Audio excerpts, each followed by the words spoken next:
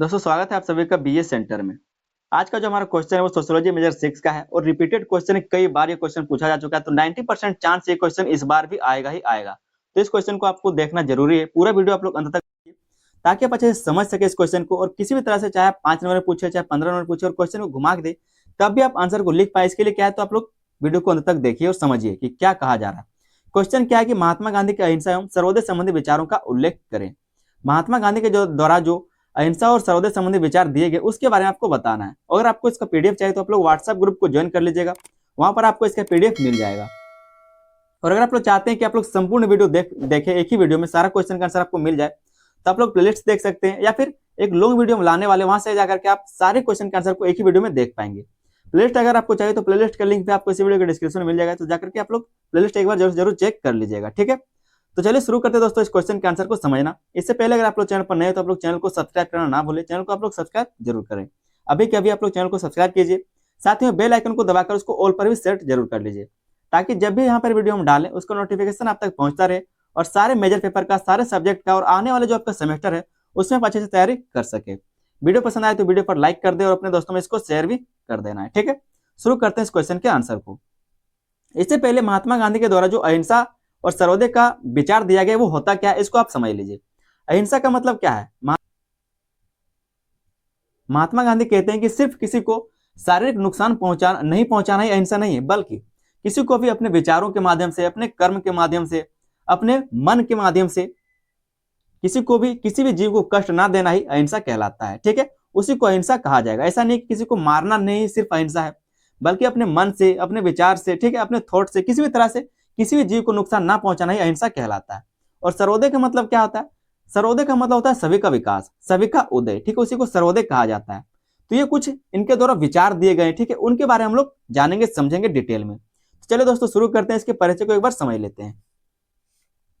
कहा जा रहा है कि महात्मा गांधी भारत के महान स्वतंत्रता सेनानी ही नहीं बल्कि एक महान सामाजिक और राजनीतिक विचारक भी थे। महात्मा गांधी के बारे में कहा जा रहा है कि वो सिर्फ महान स्वतंत्रता सेनानी ही नहीं थे, बल्कि वे एक महान सामाजिक और राजनीतिक विचारक भी रहे हैं। उनके संपूर्ण जीवन दर्शन का आधार सत्य, अहिंसा और सर्वोदय था।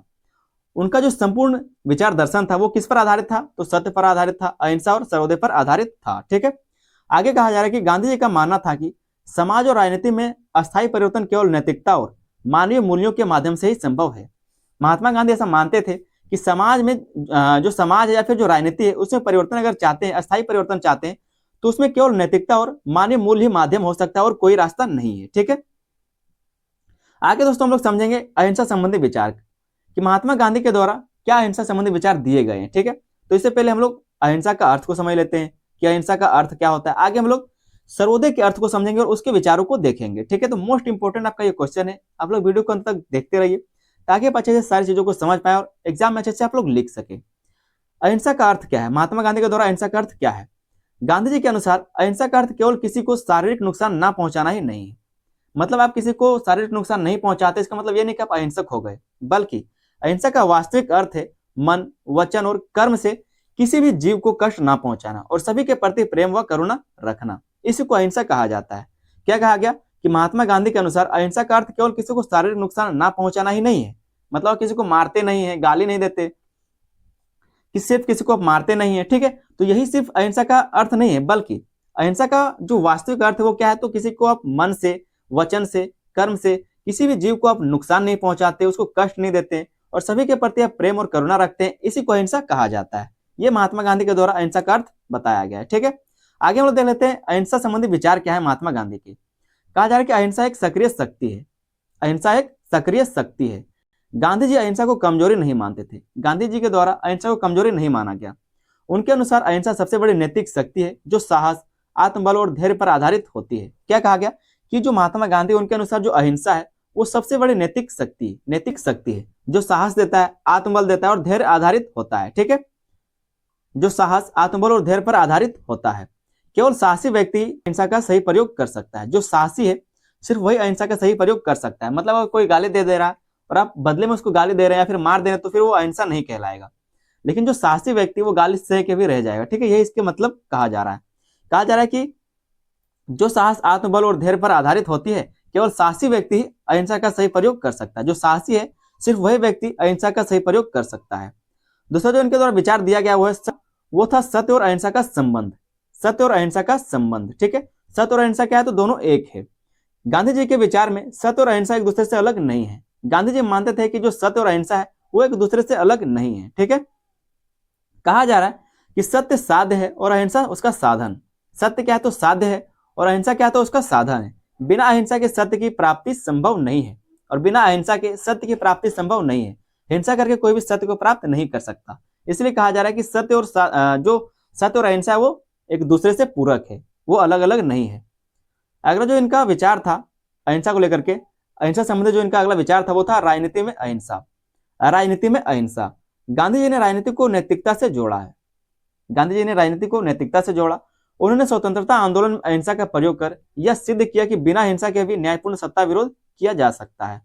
उन्होंने जो स्वतंत्रता आंदोलन में अहिंसा का प्रयोग किया, यह सिद्ध कर दिया उन्होंने कि बिना हिंसा के भी अन्यायपूर्ण सत्ता का विरोध किया जा सकता है। तो राजनीति में अहिंसा के बारे में उनका विचार था, ठीक है, कि राजनीति में भी आप अहिंसा से जीत सकते हैं। अगला जो उनका अहिंसा संबंधी विचार था वो था सामाजिक जीवन में अहिंसा। सामाजिक जीवन में अहिंसा, अहिंसा केवल राजनीति तक सीमित नहीं थी। गांधी जी ने छुआछूत, जाति भेद और सामाजिक अन्याय के विरुद्ध भी अहिंसा के माध्यम से संघर्ष किया है। गांधी जी ने, कहा जा रहा है कि गांधी जी ने छुआछूत, जाति भेद और सामाजिक अन्याय के विरुद्ध भी अहिंसा के माध्यम से संघर्ष किया है। तो सामाजिक जीवन में भी अहिंसा को लाना इनका एक विचार था। आगे हम लोग देखेंगे सर्वोदय संबंधी विचारों को। दोस्तों क्वेश्चन आपसे किसी भी तरह से पूछा जा सकता है। अगर पूछे कि महात्मा गांधी के अहिंसा संबंधी विचारों का उल्लेख करें या फिर महात्मा गांधी के सर्वोदय संबंधी विचारों का उल्लेख करें, तो आपको समझना पड़ेगा कि अहिंसा क्या होता है और सर्वोदय क्या होता है।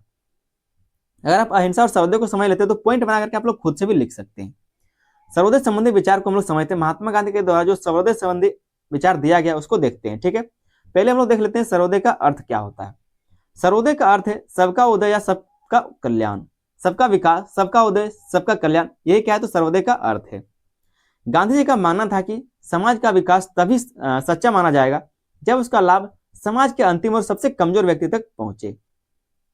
क्या कहा गया कि गांधी जी ऐसा मानते थे कि समाज का विकास तभी सच्चा माना जाएगा जब उसका लाभ समाज के सबसे अंतिम और सबसे कमजोर व्यक्ति तक पहुंचे। मतलब जो सबसे कमजोर व्यक्ति है समाज का, जो सबसे अंतिम व्यक्ति है, अगर उसके पास लाभ पहुंच रहा है, अगर वो तरक्की कर पा रहा है, तब जाकर के समाज का विकास माना जाएगा, नहीं तो नहीं माना जाएगा। और ये क्या है, तो समाज जो सर्वोदय है उसका अर्थ कहा जा रहा है। आगे देख लेते हैं। आगे जो इनका विचार है सर्वोदय को लेकर के, वो कहा जा रहा है बहुसंख्यक कल्याण का विरोध। ये बहुसंख्यक कल्याण का विरोध करते हैं। गांधी जी केवल बहुसंख्यक लोगों के सुख को ही विकास नहीं मानते थे।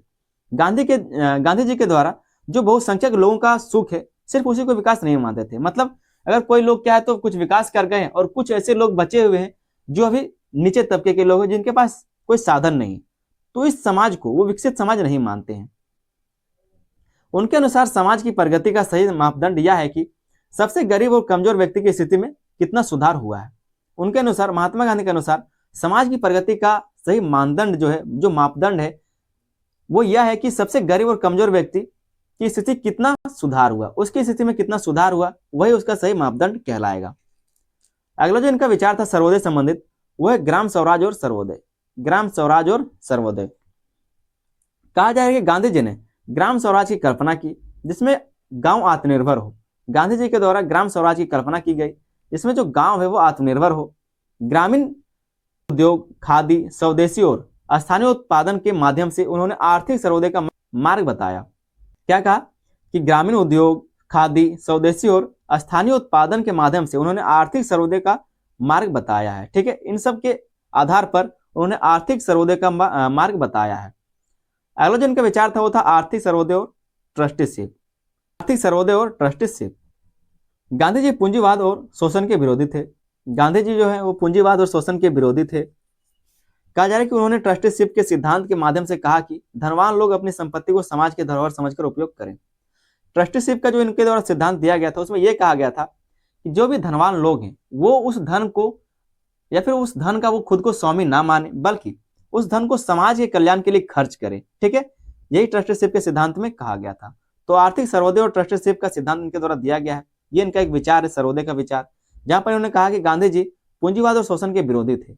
उन्होंने ट्रस्टीशिप के सिद्धांत के माध्यम से कहा कि धनवान लोग अपनी संपत्ति को समाज की धरोहर समझकर उपयोग करें, ठीक है।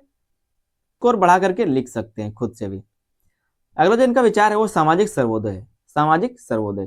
कहा जा रहा है कि सामाजिक सर्वोदय का अर्थ है जाति भेद, छुआछूत, लैंगिक असमानता और सामाजिक अन्याय का अंत। यही सामाजिक सर्वोदय है। गांधी जी समानता, सम्मान और भाईचारे पर आधारित समाज चाहते थे। और गांधी जी कैसा समाज चाहते थे? तो समानता वाला समाज, सम्मान वाला और भाईचारे पर आधारित समाज चाहते थे। ठीक है, तो इनका कुछ सामाजिक सर्वोदय संबंधी विचार थे। ठीक है, आगे हम लोग देख लेते हैं अहिंसा और सर्वोदय का संबंध। अहिंसा और सर्वोदय का क्या संबंध है, इसके बारे में थोड़ा सा हम लोग समझेंगे। कहा जा रहा है कि अहिंसा सर्वोदय को प्राप्त करने का साधन है। अहिंसा क्या है? तो सर्वोदय को प्राप्त करने का साधन है, और सर्वोदय अहिंसा का लक्ष्य है। और सर्वोदय क्या है? तो अहिंसा का लक्ष्य है। मतलब दोनों से क्या है? तो मिला हुआ है।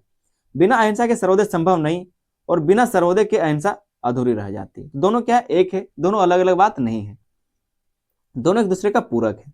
आगे कहा जा रहा है गांधी जी के विचारों का महत्व। गांधी जी के विचारों का महत्व को हम लोग देख लेते हैं। कहा जा रहा है कि आज के हिंसा, युद्ध और असमानता से भरे विश्व में गांधी जी के अहिंसा और सर्वोदय के विचार का अत्यंत प्रासंगिक है। आज का हिंसा, युद्ध और असमानता से भरे विश्व में गांधी जी के द्वारा जो अहिंसा और सर्वोदय का विचार दिया गया है वो अत्यंत प्रासंगिक है। ये विचार शांति, सामाजिक न्याय और मानव कल्याण का मार्ग दिखाते हैं। और ये जो विचार महात्मा गांधी के द्वारा दिया गया है वो सामाजिक न्याय को, मानव कल्याण को, इन सब के मार्ग को दिखाते हैं, बताता है। आगे दोस्तों हम लोग एक छोटा सा निष्कर्ष को देख लेते हैं, उसके बाद ये क्वेश्चन का आंसर आपका खत्म हो जाएगा, कंप्लीट हो जाएगा। कहा जा रहा है कि इस प्रकार महात्मा गांधी का अहिंसा एवं सर्वोदय संबंधी विचार मानवता, नैतिकता और समानता पर आधारित है। हम चाहते तो इस क्वेश्चन के आंसर को और लंबा कर सकते थे, अगर और डिटेल में बताते तो और इस क्वेश्चन के आंसर को लंबा किया जा सकता था, लेकिन ज्यादा पॉइंट इसे लिखने का जरूरत नहीं है, क्योंकि 15 नंबर का क्वेश्चन है आपका। और खुद से सिर्फ हम आपको पॉइंट बता दें तो आप खुद से भी लिख सकते हैं। आप ग्रेजुएशन के स्टूडेंट, आप इतना तो जानते ही होंगे किस तरह से कॉपी को भरा जाता है। तो जो भी मेन पॉइंट था उसको हम बता दिए आपको। खुद से भी अगर आप चाहते तो इसको 4 पेज में लिख सकते हैं। निष्कर्ष में कहा जा रहा है कि इस प्रकार महात्मा गांधी का अहिंसा एवं सर्वोदय संबंधी विचार मानवता, नैतिकता और समानता पर आधारित है। उनका दर्शन केवल भारत ही नहीं बल्कि पूरे विश्व के लिए शांति और सह-अस्तित्व का संदेश देता है। उनके द्वारा जो ये दर्शन दिया गया है अहिंसा और सर्वोदय का, वो केवल भारत में ही नहीं बल्कि पूरे विश्व के लिए शांति और सह-अस्तित्व का संदेश देता है। तो इस तरह से चाहे तो आप लोग निष्कर्ष को लिख सकते हैं। उम्मीद करते हैं दोस्तों क्वेश्चन का आंसर आपको बहुत अच्छे से समझ में आ गया होगा। चैनल पर दोस्तों नए तो आप लोग चैनल को सब्सक्राइब जरूर कर लीजिएगा। वीडियो पसंद आया तो वीडियो पर लाइक करें, अपने दोस्तों में इसको शेयर भी कर दीजिए। प्लेलिस्ट का लिंक आपको इसी वीडियो के डिस्क्रिप्शन में मिल जाएगा, तो जाकर के आप लोग प्लेलिस्ट से तैयारी शुरू कीजिए। या फिर एक लॉन्ग वीडियो में बहुत ही ज्यादा लाने वाले हैं आपका सोशियोलॉजी मेजर 6 का, तो उसको आप लोग जरूर देख लीजिएगा। ठीक है, चलिए दोस्तों मिलते हैं किसी अगले वीडियो में, तब तक के लिए धन्यवाद, जय हिंद।